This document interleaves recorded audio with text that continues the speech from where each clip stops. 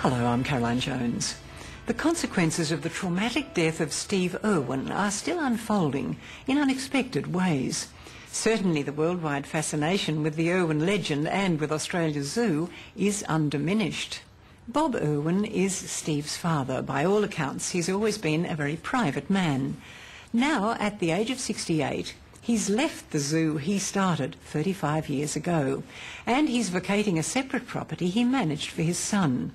He says he wants to start over again, to continue Steve Irwin's work in the way he believes his son would want. Bob Irwin's been under intense pressure to respond to recent international and domestic media speculation of a family rift. Tonight, finally, he's telling his story.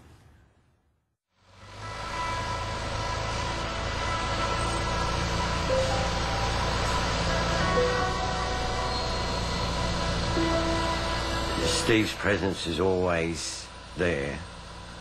It's pretty hard to explain. You know, I don't want to sound like a nutcase, but it's when things get difficult and things seem impossible, that's when I feel Steve the most.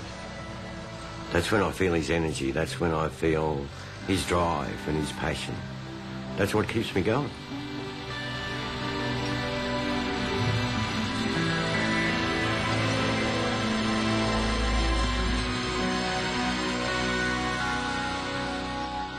It's a strange feeling to spend half your lifetime building something up and walking away from it. And it's strange that I don't feel that sad about walking away from Australia Zoo. It surprised me how quickly we made the decision to go.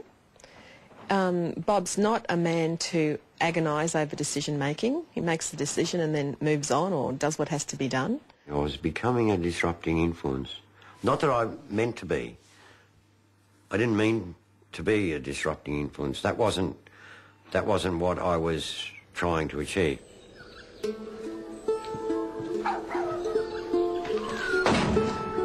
I've been at Ironbark Station now for about 9 years. Steve asked me to come and manage it, which I did. It's part of Australia Zoo's conservation properties.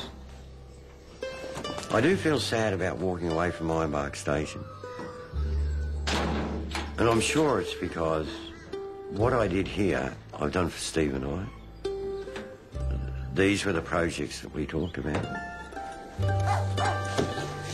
People probably expect me to be driving around in Mercedes-Benz or something like that, but I put everything I owned into conservation. I personally don't own a house. I don't own a car either. I have no assets. I put everything that I made back into Australia Zoo as it is now. That's what I wanted to do. That's how I wanted to live, and I was quite happy, and I wouldn't change it. This property, after I leave, will be managed by Australia Zoo, and I would hope that it's run as successfully and with the same commitment that it's been run for the last 9 years.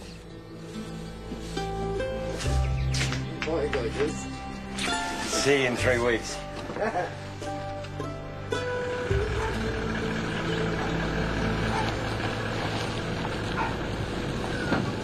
Ironbark Station has proved lots of points that we actually can run cattle at a profit and run wildlife at the same time. We've changed this property from a wildlife desert, which is what it was when I spoke to Steve, and that's what he was concerned about, to a wildlife heaven.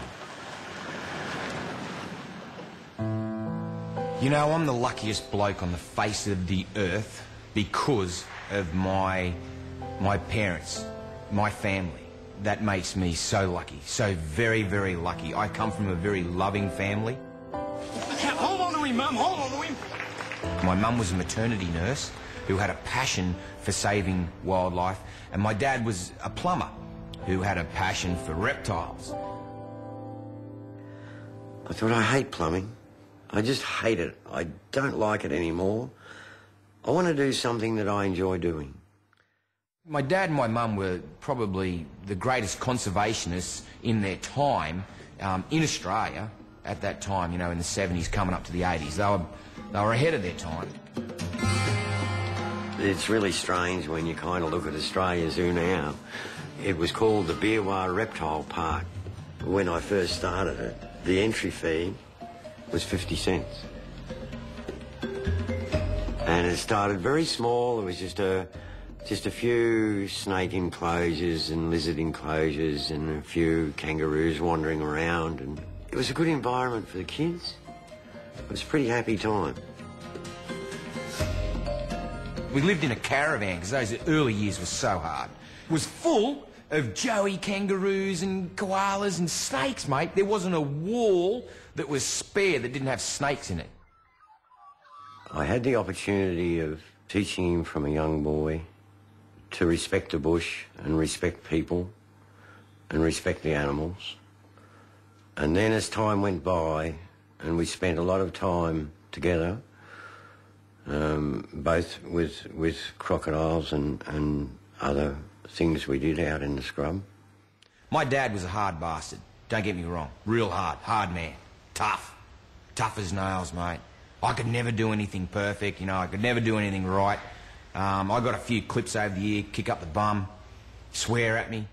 I stressed on him time and time again, do not touch anything, Steve.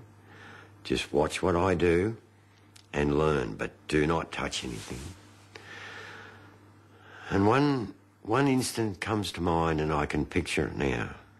When I was 4 years of age, when I put my foot on this big brown snake and pinned it, and go, Dad, I've got this brown snake.